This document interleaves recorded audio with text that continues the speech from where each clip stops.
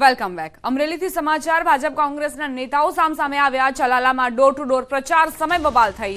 ગેનીબેન, પ્રતાપ દુધાત સહિતના નેતાઓ હાજર. ભાજપ કાર્યકરોએ સૂત્રોચ્ચાર કરતા બબાલ થઈ. ગેનીબેન ઠાકોર પ્રચારમાં જોડાતા મામલો ગરમાયો. પોલીસની હાજરીમાં બબાલ થઈ. સ્થાનિક પોલીસે મામલો શાંત પાડવાનો પ્રયાસ કર્યો.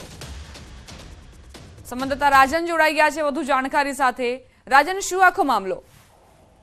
દીપા, અમરેલી જિલ્લામાં 4 નગરપાલિકાની જે ચૂંટણી છે તેના પ્રચારને લઈ અને હવે ગરમાવો આવ્યો છે. એમાંય ખાસ કરીને ગઈકાલે જે રીતે બનાસકાંઠાના સાંસદ ગેનીબેન ઠાકોર અમરેલી જિલ્લામાં આવ્યા ત્યારબાદ આ મામલો બન્યો છે. અને ગઈકાલે ચલાલા નગરપાલિકાની ચૂંટણીના પ્રચાર અર્થે કોંગ્રેસના આગેવાનો ડોર ટુ ડોર પ્રચાર કરી રહ્યા હતા. તે દરમિયાન જ ભાજપના કેટલાક કાર્યકરો અને કોંગ્રેસના કાર્યકરો સામસામે આવી ગયા હતા. પ્રતાપ દુધાત અને ભાજપના કાર્યકરો વચ્ચે વિભાજોડી પણ થઈ હતી, પરંતુ સ્થાનિક પોલીસે વચ્ચે પડી અને સમગ્ર મામલો થાળે પાડી દીધો હતો. જોકે હજુ પણ આ મામલો ગરમાય તેવી શક્યતાઓ રહેલી છે, કારણ કે હજુ મતદાનને આડે 2 દિવસની વાર છે અને ચૂંટણી પ્રચાર છે ચરમસીમા પર છે. દીપા, આભાર રાજન જાણકારી આપવા માટે.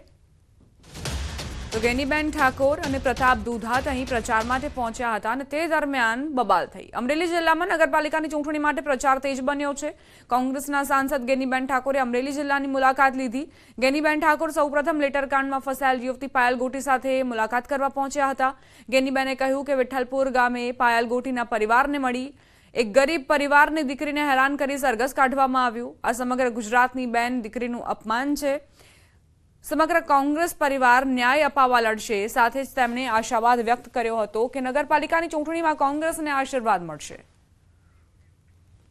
પાયલબેન ગોટીના પરિવારને એમને બધાને મળી ભૂતકાળની અંદર જે એ ઘટના બની અને એક મહિલાઓને સન્માન આપવાને બદલે એક દીકરીને ગરીબ પરિવારની દીકરી એક પોતાના રોજગારી માટે કરીને એક નાના મોટા ધંધા રોજગાર સાથે ટાઈપિંગના કામ સાથે સંકળાયેલી હોય અને એને આ રીતે હેરાન કરીને એનું સરઘસ કાઢવામાં આવે, તો હું આપના માધ્યમથી પોલીસને એટલું જ કહું કે તમે કદાચ બુટલેગરોનું સરઘસ કાઢ્યું હોત, ભ્રષ્ટાચારીઓનું કાઢ્યું હોત અને તમામ ક્રાઇમ સાથે સંકળાયેલા લોકોનું કાઢ્યું હોત તો હું પોલીસને અભિનંદન આપત.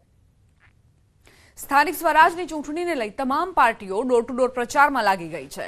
છોટાઉદેપુર નગરપાલિકાની ચૂંટણી પણ યોજાવાની છે. ત્યારે છોટાઉદેપુર જિલ્લાના પ્રભારી મંત્રી ભીખુસિંહ પરમારે છોટાઉદેપુર નગરના વોર્ડ નંબર 7માં ડોર ટુ ડોર પ્રચાર હાથ ધર્યો હતો.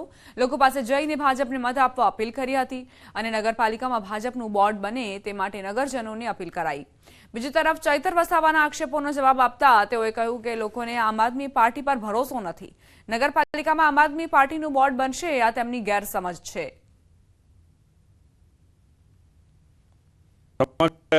મારી ટીમ આ જિલ્લાના સંગઠનના મારા પ્રમુખ, આ વિસ્તારના અમારા ધારાસભ્યશ્રી તેમજ સિનિયર કાર્યકર્તાઓની સાથે વોર્ડ નંબર 7ની અંદર અમે ડોર ટુ ડોર મતદારોને મળી રહ્યા છીએ અને મતદારોનો જે ઉત્સાહ છે એ જોતો એમ લાગે છે કે આ વખતે છોટાઉદેપુર નગરપાલિકા ભારતીય